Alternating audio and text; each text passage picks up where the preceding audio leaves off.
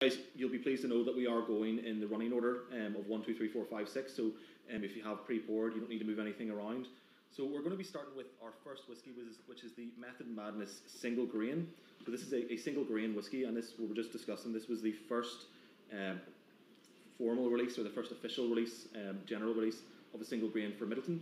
So it was one that I knew as soon as we launched it. I was really, really excited to try this because I'd had our grain whiskies before, obviously not as an official release, so I was excited to see them finally bottled and ready for everybody to taste. So this is a single grain whiskey which has been finished in virgin Spanish oak, and if anyone's not familiar with the finishing process, it's essentially taking a whiskey from one or maybe two different types of casks and doing the final part of the maturation in a different cask. So finishing is really kind of, I suppose, integral to the Method Madness range. But if you want to pick it up, and if you have a wee nose, and you can even have a bit of a taste.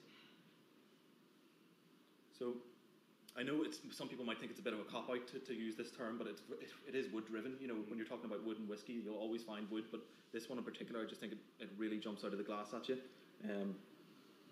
And I think one of the notes that they gave on the back of the bottle actually was pencil shavings. Yeah, it's 100%. I would agree. Like, I just get that lovely, like, sweet, light wood character. I have a friend of mine who's he's a joiner and he's a workshop, and funny enough, the first time I introduced him to this whiskey, he said it just smells like his workshop. Yeah. Very much a lot of lovely bright wood notes. It reminds me very much of the cooperages over in Spain and the sawmills, and maybe we can talk a little bit about that, how we actually source the Spanish oak as well. Yeah, absolutely. If you could tell us a wee bit about that. Yeah, like this is it's virgin Spanish oak, so it's Quercus robur from Spain, which is grown predominantly in Galicia, which is the north, the northwest of Spain. So we deal with a cooperage or a sawmill in Galicia, Barala, Amadabar sawmills in Barala, and those guys have been in the business for probably 50, 60 years, and we've been working with them for probably 30 years now.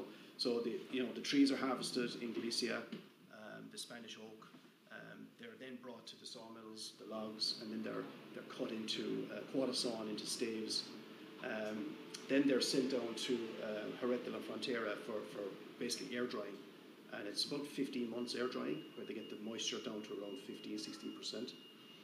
And then Antonio Paya's cooperage down in Jerez, he actually makes the what we call Spanish butts. Now the majority of Spanish butts for us would be sent for seasoning with Oloroso, but there is a number that we set aside every year that are basically what we call virgin Spanish oak. They're not seasoned.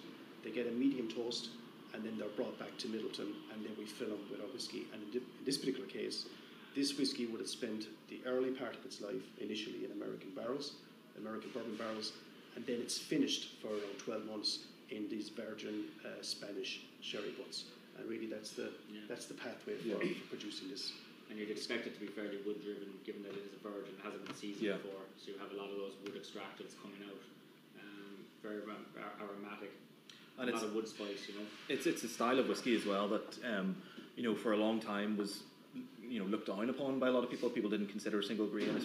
I know, especially in Ireland, people thought it was really just for blending and for making your whiskey a little bit lighter. But definitely in recent years, I've experienced a lot of people who are very, very fond of this style of whiskey, and you're starting to see a bit more demand for it.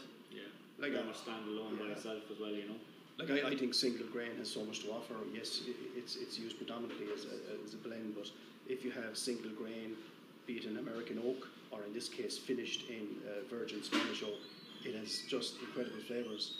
And here you have the balance of the American oak, which is the vanilla, you have the caramel, but then with the virgin Spanish you have that extra toasted wood, pencil shavings, and a little bit of dried fruit coming into the equation as well. So the whole thing comes together, and lots of colour. Well, I haven't actually tasted it yet, so we'll have a wee taste.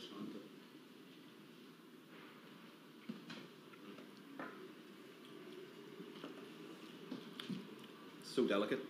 I think that's one of the reasons I love the whole range, but I'm particularly fond of the single grain. I think because when it launched, it was such a contrast to what I've usually been drinking. I was very much into my single pot stills. I was drinking a lot of Redbreast and Paris John's Lane, which are obviously very rich, very creamy. So the contrast and texture being such a lighter, more delicate style really, really appealed to me. A lovely sweetness, a lovely kind of light, gentle sweetness. I'm definitely getting a lot more of the fruit character on the palate. You get a little bit in the nose, but There's a little bit of still a little bit of spiciness there as well, a bit of peppery on the taste. And that's, do you think, from the Spanish oak? It's from the Spanish oak. Absolutely. Yeah, it's quite different to your pot still spice. It's not as peppery. It's just a little bit lighter. Yeah, it was really good. Yeah, guys. Well, listen, that was our first whiskey. I hope you enjoyed that.